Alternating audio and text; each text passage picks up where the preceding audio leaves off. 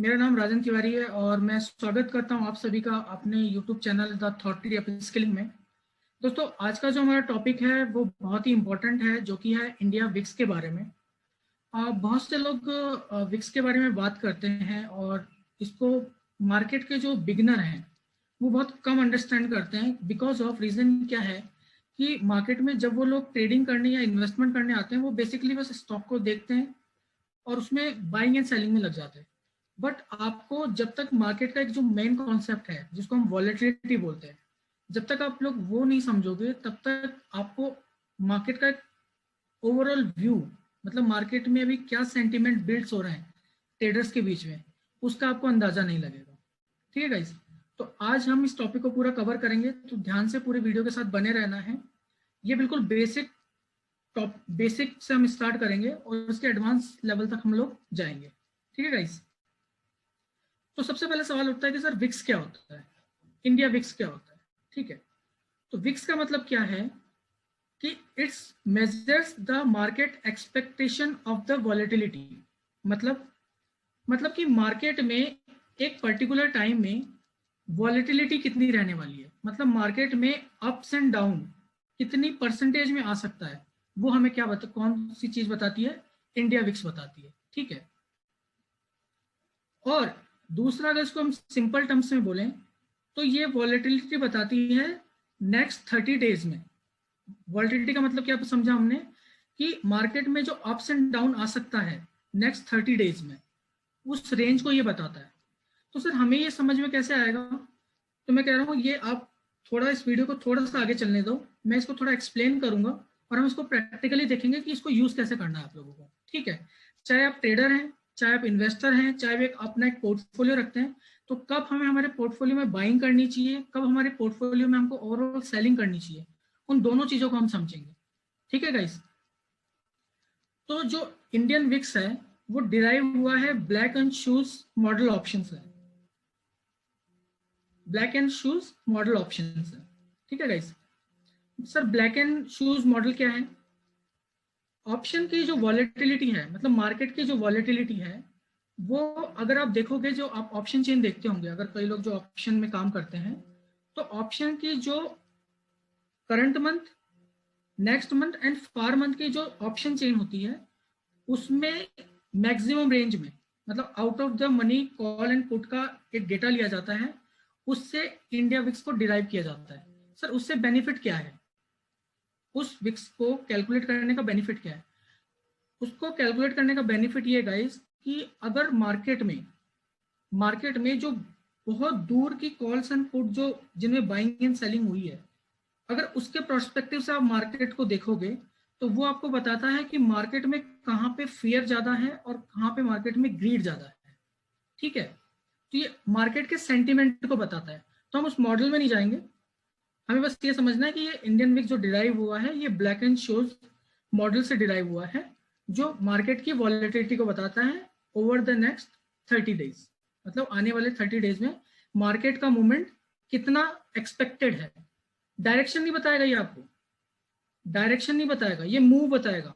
Direction up भी हो सकता है और डाउन भी हो सकता है। ठीक है गाइस, तो ब्लैक एंड शूज जो मॉडल है जिससे कि ये इंडिया विक्स डिराइव हुआ है, उसमें मेजरली हमारे कितने एलिमेंट हैं? 5 एलिमेंट है। एक है स्ट्राइक प्राइस, दूसरा है risk free rate of return, market price, time to expiry और वॉलेटिलिटी। अब कई लोग मुझे ये बोलेंगे कि सर यही वाला मॉडल जब ऑप्शन का प्रीमियम डिसाइड होता है, जब ऑप्शन का प्रीमियम डिसाइड होता है उस टाइम भी यही मॉडल फॉलो होता है। मैं बोलूंगा बिल्कुल सही हो, बिकॉज ऑफ वॉलेटिलिटी जो डिराइव हुई है वो डिराइव ही ऑप्शन के मॉडल से हुई है। तो ये जो वेरिएबल्स हैं वो ऑप्शन जब विक्स डिसाइड होती है तो उसमें एक कंपोनेंट है वॉलेटिलिटी, उसमें कंपोनेंट है वॉलेटिलिटी, वो वॉलेटिलिटी रिप्रेजेंट करती है इंडिया विक्स को। ठीक है गाइस, तो होप आपको यहां तक समझ में आ गया। अभी आपको बेसिक अंडरस्टैंडिंग लेनी है इसकी। ठीक है, अब हम इसको इंडिया विक्स को एक एग्जांपल से समझते हैं।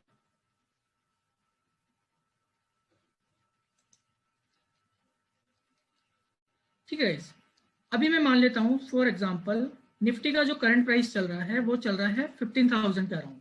ठीक है गाइस, और जो विक्स है, इंडिया विक्स है, वो चल रहा है 40। ठीक है, तो विक्स एक पर्टिकुलर जो विक्स है, विक्स आपको क्या बताता है, विक्स आपको क्या बताता है, विक्स आपको मार्केट की एक्सपेक्टेड वॉलेटिलिटी बताता है, मतलब मार्केट में कितना अप एंड डाउन साइड देखने को मिल सकता है। तो मैं इस एग्जांपल से क्या समझाना चाह रहा हूं आपको कि सपोज मार्केट अभी 15,000 रुपए चल रहा है और हमारा जो विक्स चल रहा है वो 14 चल रहा है। तो अगर मैं इस 15,000 में इस वॉलेटिलिटी को ऐड कर दूं तो निफ्टी में जो एक्सपेक्टेड मूव आ सकता है करंट सिनेरियो को देखते हुए, वो नेक्स्ट 30 डेज में कितना आ सकता है गाइस, 17,100 रुपए। और उसमें से अगर मैं वॉलेटिलिटी को माइनस कर दूं तो ये रेंज कितनी हो जाएगी, 12,900। तो विक्स के हिसाब से मार्केट का अपसाइड एंड डाउन साइड हम रेंज डिसाइड कर सकते हैं कि मार्केट में अगर मूवमेंट आया अपसाइड एंड डाउन साइड का तो वो कितनी रेंज का आ सकता है। ठीक है, और ये रेंज, ये जो विक्स आपको बताता है वॉलेटिलिटी, ये ओवर द ईयर बताता है, मतलब एक साल की वॉलेटिलिटी बताता है।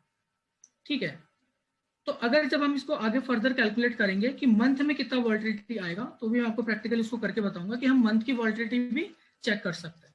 तो अभी ये बेसिक अंडरस्टैंडिंग के लिए, तो होप आपको यहाँ तक समझ में आएगा कि विक्स क्या करता है, हमें मार्केट का डायरेक्शन नहीं बताता, हमें मार्केट की वॉलेटिलिटी बताता है कि मार्केट में अभी करंट वॉलेटिलिटी कितनी है, मतलब मार्केट में अगर मूव आया तो अप एंड डाउन मूवमेंट कितना आ सकता है।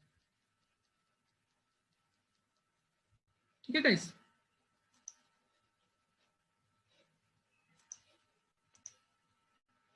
नेक्स्ट, अब आपने जो विक्स की एक बेसिक अंडरस्टैंडिंग ली है कि सिर्फ विक्स हमने समझ तो लिया कि हाँ भाई ठीक है, अगर पॉइंट में विक्स को हमें रिप्रेजेंट किया गया या हमें दिखाया गया, तो हम ये देख के ये तो अंदाजा लगा लेंगे कि हाँ मार्केट में अभी वॉलेटिलिटी कितनी रहने वाली है, एक अप एंड डाउन साइड जो मूवमेंट है वो कितना आ सकता है।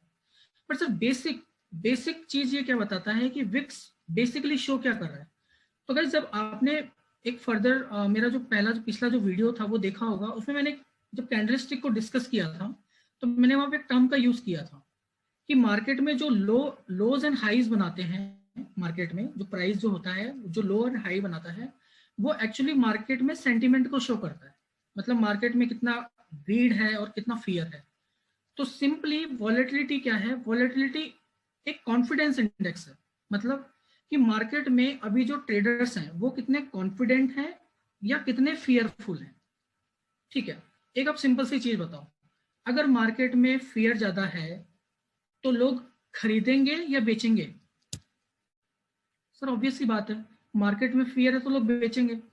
और मार्केट में अगर कॉन्फिडेंस ज्यादा है तो क्या लोग बाइंग ज्यादा करेंगे, सेलिंग ज्यादा करेंगे। सर ऑब्वियसली बात है, सेलिंग ज्यादा करेंगे। ठीक है, तो आप मुझे यहाँ पे एक और आंसर दो कि जब आपके पास में कॉन्फिडेंस ज्यादा है, ठीक है, मतलब मेजोरिटी लोग जब मतलब कॉन्फिडेंट है मार्केट को लेके, तब आपको क्या एक कॉन्टेरियन व्यू भी रखना चाहिए साथ में, भाई मार्केट अभी टॉप पे चल रहा है, ठीक है, सब लोग कह रहे हैं बाइंग करो बाइंग करो, बट एक आप सिंपल से अगर मैथ्स को समझो कि जब मार्केट ऑलरेडी टॉप पे है, आप उस वक्त अपना इन्वेस्टमेंट करोगे या अपना कोई पर्टिकुलर ट्रेड डालोगे तो आप आपके प्रॉफिट की प्रोबेबिलिटी ऑलरेडी कम हो चुकी है। ठीक है, तो आपको सिर्फ विक्स को देख के कभी भी ये डिसाइड नहीं करना है कि मुझे यहाँ पे कोई पर्टिकुलर क्वांटिटी परचेज करनी है या पर्टिकुलर क्वांटिटी सेल करनी है। इसको आपको क्या करना है, कहीं 2 या 3 इंडिकेटर के साथ में मिक्स करके काम करना है। वो इंडिकेटर मैं आपको लेटर ऑन बताऊंगा कि आप कैसे पीसीआर और सम स्टोकास्टिक इंडिकेटर्स को यूज करके, मतलब ऑस्किलेटर्स को यूज करके इसका आप मैक्सिमम बेनिफिट उठा सकते हो। लेकिन अभी हम देखेंगे कि एक नॉर्मल एक एनालिसिस करके हम कैसे पता कर सकते हैं कि मार्केट में अभी ट्रेडर्स के माइंडसेट में क्या चल रहा है। ठीक है, मतलब कि ट्रेडर्स के बीच में कॉन्फिडेंस ज्यादा है या फियर ज्यादा है। ठीक है गाइस, तो सिंपली मैंने आपके लिए यहाँ पे क्या किया है, अगर मार्केट एक लोअर विक्स शो कर रहा है, मतलब मार्केट में जो विक्स अभी लो है, तो मतलब क्या है कि मार्केट जो मार्केट में मूवमेंट आ रहा है वो मूवमेंट में ट्रेडर्स कॉन्फिडेंट है। ठीक है, ट्रेडर्स कॉन्फिडेंट है कि मार्केट में कोई बड़ा इवेंट नहीं होने वाला है, मतलब मार्केट अगर घूमेगा भी तो एक बहुत कम रेंज में घूमेगा। ठीक है, और जो वॉलेटिलिटी है, जैसे फॉर एग्जांपल हमारे एग्जांपल में वॉलेटिलिटी कितनी थी, 0.14, तो मार्केट का जो मूव आएगा तो वो उस 40.14 के रेंज में ही आएगा, ठीक है। और मार्केट यहाँ पे क्या एक्सपेक्ट करता है, अगर विक्स लोअर है तो कि जो मार्केट की रेंज चलेगी वो बहुत स्टेबल चलेगी और एक रेंज बाउंड चलेगी, तो ट्रेडर्स कॉन्फिडेंट रहते हैं, ठीक है। अब यहाँ पे अपन फॉर एग्जांपल लेते हैं कि विक्स अगर बहुत ज्यादा हाई है, अगर आप देखोगे कोरोना का जो टाइम आया था, मतलब कोरोना से जस्ट पहले वाला, उस टाइम विक्स अपने एकदम पीक पे था। अभी मैं उसको आपको प्रैक्टिकली भी दिखाऊंगा, है ना। तो अगर विक्स बहुत हाई है तो इसका मतलब आपको ये समझना है कि मार्केट में फियर बहुत ज्यादा है, मार्केट में ट्रेडर्स के बीच में फियर बहुत ज्यादा है, और उनका जो कॉन्फिडेंस है, कॉन्फिडेंस लेवल वो कम है, मतलब मार्केट की जो डायरेक्शन आ रही है उस डायरेक्शन को लेकर वो कॉन्फिडेंट बहुत कम है, ठीक है गाइस।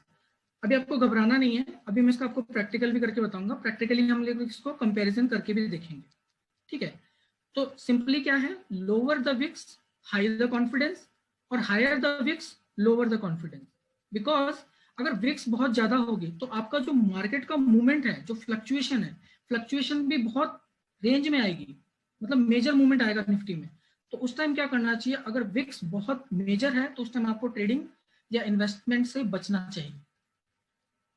जब विक्स अपने मतलब हायर पे चल रहा हो या विक्स बहुत हाई पे चल रहा हो, उस टाइम आपको ट्रेडिंग से बचना चाहिए, बिकॉज वॉलिटिलिटी बहुत ज्यादा हो सकती है।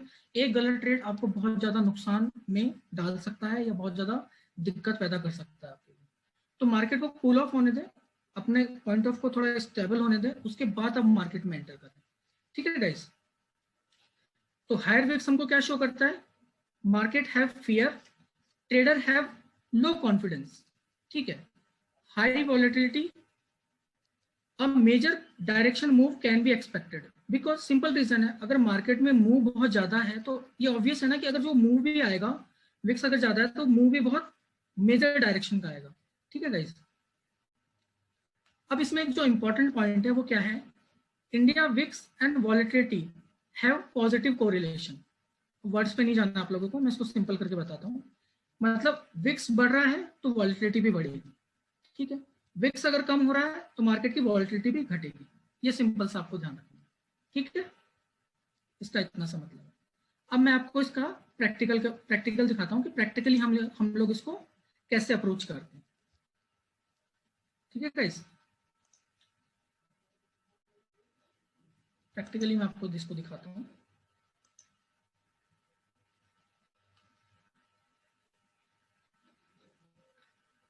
ये आपका निफ्टी का चार्ट है,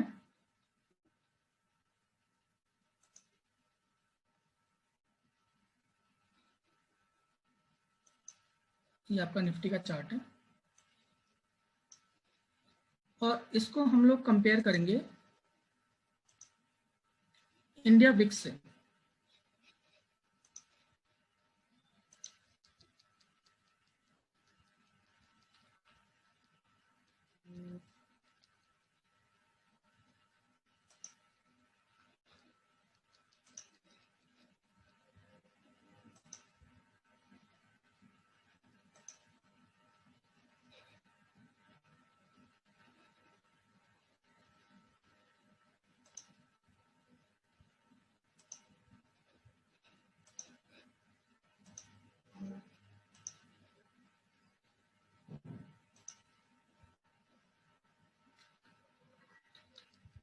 ठीक है, इस यहाँ पे आपके पास में दोनों चार्ट अवेलेबल है, आप इसको ध्यान से देखना। मैं यहाँ पे आपको लेके चलता हूँ जो 2020 का हमारा निफ्टी का मूवमेंट था उसके पास में।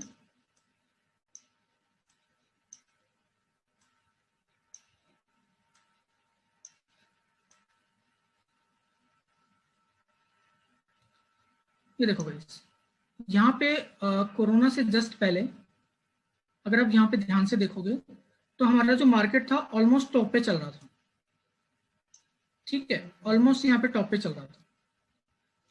और उसी टाइम पे अगर आप ये देखोगे, हमारा जो विक्स था,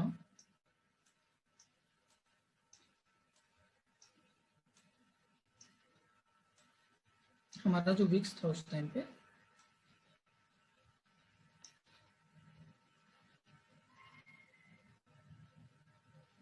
ये विक्स ऑलमोस्ट फेब में यहाँ पे था,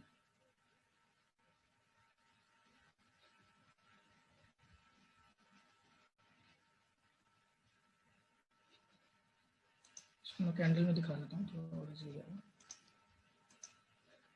देखो गाइस, यहाँ पे फैब के आसपास, ठीक है, निफ्टी ऑलमोस्ट यहाँ पे चल रहा था 11,788 के आसपास, और यहीं पे आपका जो मार्केट घूम रहा था फरवरी में, वो ऑलमोस्ट यहाँ पे घूम रहा था। तो विक्स का अगर आप चार्ट देखोगे, मैं इसको एक बार मंथली में आपको दिखा देता हूँ।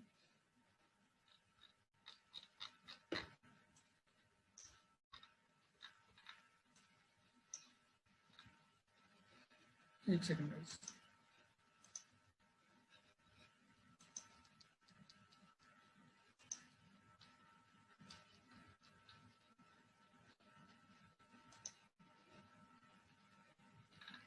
ये गाइस विक्स का चार्ट है, विक्स को आपको ध्यान से देखना है।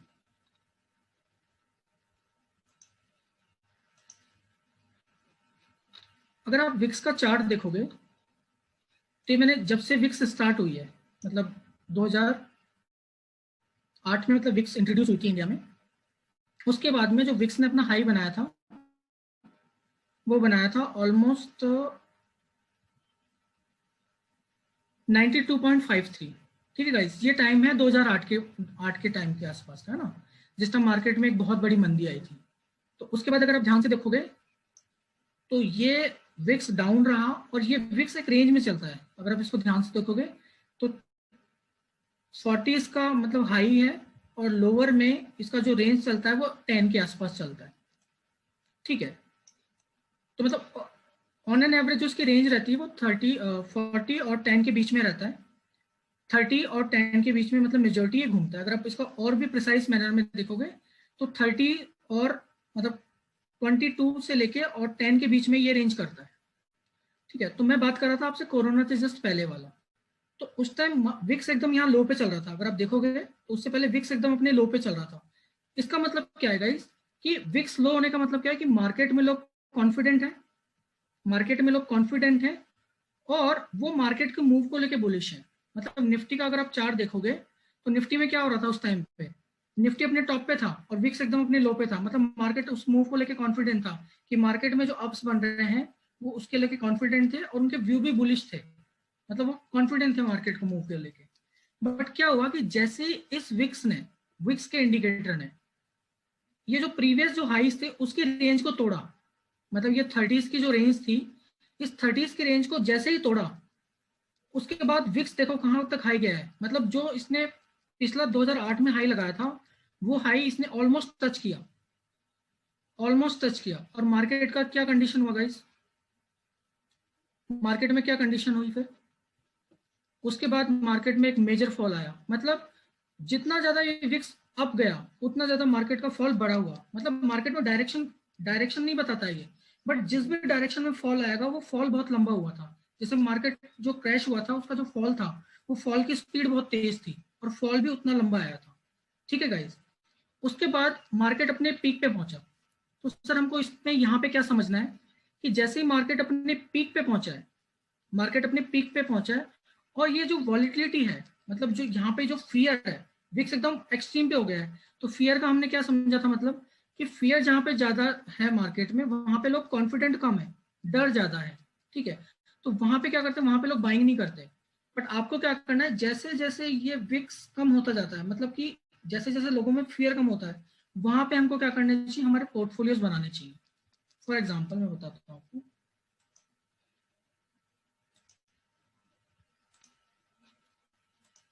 जैसे निफ्टी का ही हम लोग एग्जाम्पल लेते हैं।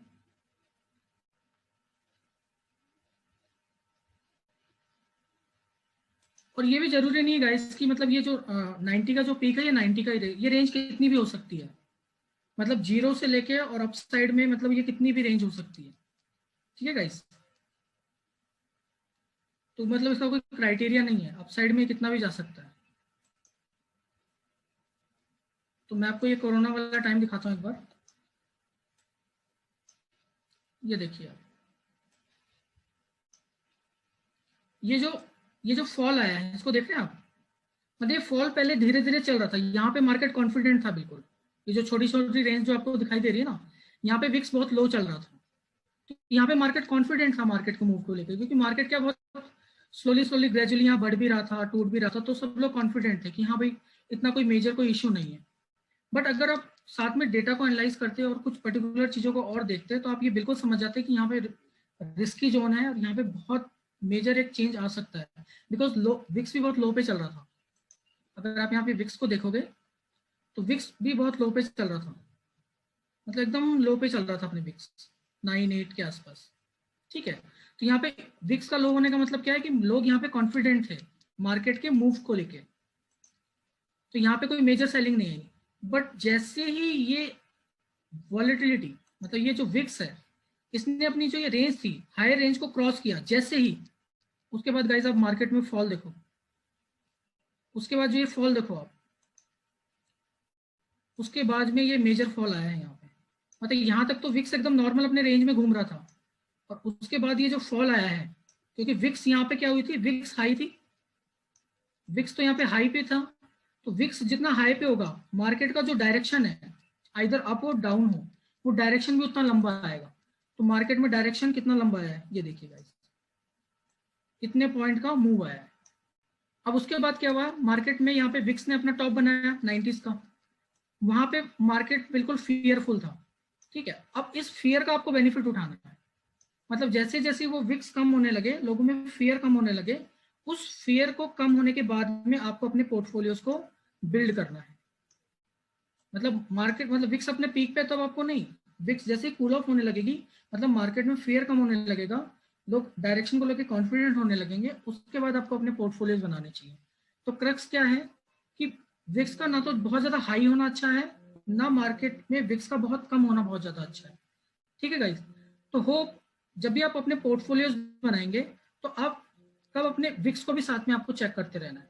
ठीक है, तो उससे क्या होगा कि मार्केट का आपको ओवरऑल सेंटीमेंट का पता पड़ेगा कि मार्केट में जब भी मूव्स आते हैं तो मेजर मूव का हमको कोई खतरा तो नहीं है।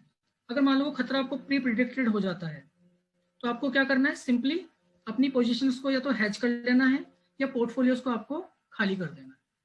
ठीक है गाइस, तो होप मैंने ट्राई किया है विक्स को बहुत सिंप्लीफाई मैनर में समझाने का, और ये वीडियो आपको पसंद आया होगा।